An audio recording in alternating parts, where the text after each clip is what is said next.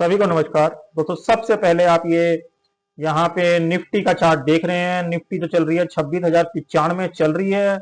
जिस तरीके से निफ्टी का प्राइस एक्शन है, एक घंटे का यहाँ पे देखिए, आप ये प्राइस एक्शन देख रहे हैं। एक घंटे के चार्ट पे अभी कोई भी कंफर्मेशन बाजार के अंदर कोई भी इंडिकेट ये नहीं कर रहा है कि बाजार यहां से बढ़ जाएगा।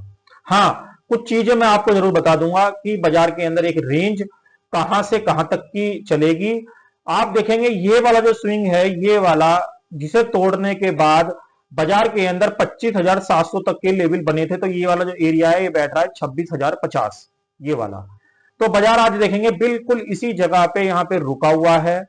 तो इस वाले लेवल को आप खास करके ध्यान रखिएगा कल के ट्रेडिंग सेशन में, यानी सेंसेक्स की एक्सपायरी में 26,050 के लेवल के नीचे यदि बाजार इस तरीके से ओपनिंग में गैप डाउन की वजह से या नॉर्मल प्राइस एक्शन की वजह से इस तरीके से कोई कैंडल बना दे और इसके नीचे सस्टेन कर जाए, तो इसके अंदर आपको 25,700 के ये वाले लेवल आपको अगेन देखने को मिल सकते हैं।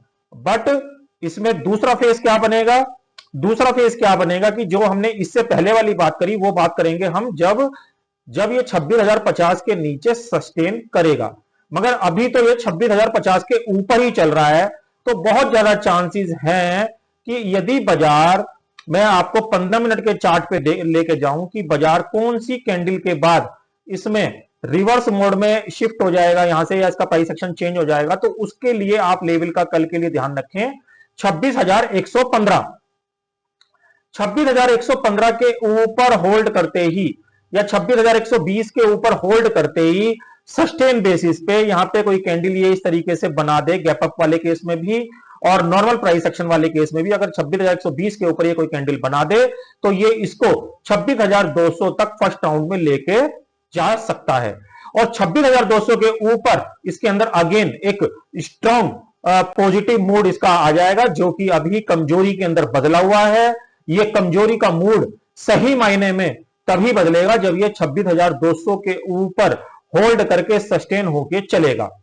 और अगर कल के लिए आपको 26,200 तक का टारगेट जो है प्ले करना है, उसके लिए 26,120 से लेके 125 के आंकड़े का ध्यान रखें। 26,120 और 25 के ऊपर ये निफ्टी को 26,200 तक बहुत ही इजीली लेके जा सकता है। और 26,050 का जो लेवल है ये एक बहुत ही महत्वपूर्ण डिमांड एरिया का काम करेगा। वो मैंने आपको बता दिया क्यों, क्योंकि ये एक लास्ट स्विंग यहां पे बन के आ रहा है, जो कि एक 25,700 के लेवल को इंडिकेट कर रहा है ब्रेक होने के बाद। तो यहां पे गहराई कितनी हो गई इसकी? करीबन 350 पॉइंट की।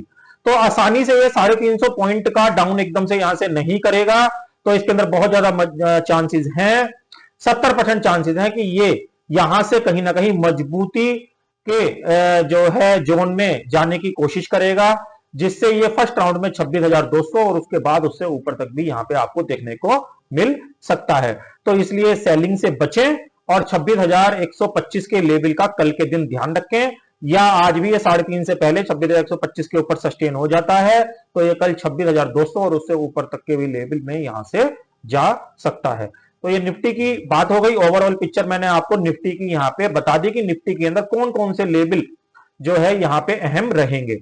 ये सेंसेक्स का चार्ट है, क्योंकि सेंसेक्स के अंदर मैंने आपको बोला था पहले भी, चाहे निफ्टी हो चाहे सेंसेक्स हो, इन दोनों के चार्ट लगभग सेम से बने हुए होते हैं। तो इसके अंदर जो ओवरऑल एरिया रहेगा जो है सेंसेक्स के लिए, आप यहां पे देख रहे हैं सेंसेक्स हायर लो की तरह चल रहा है। आप यहां पे देखें हायर लो की तरह काम कर रहा है।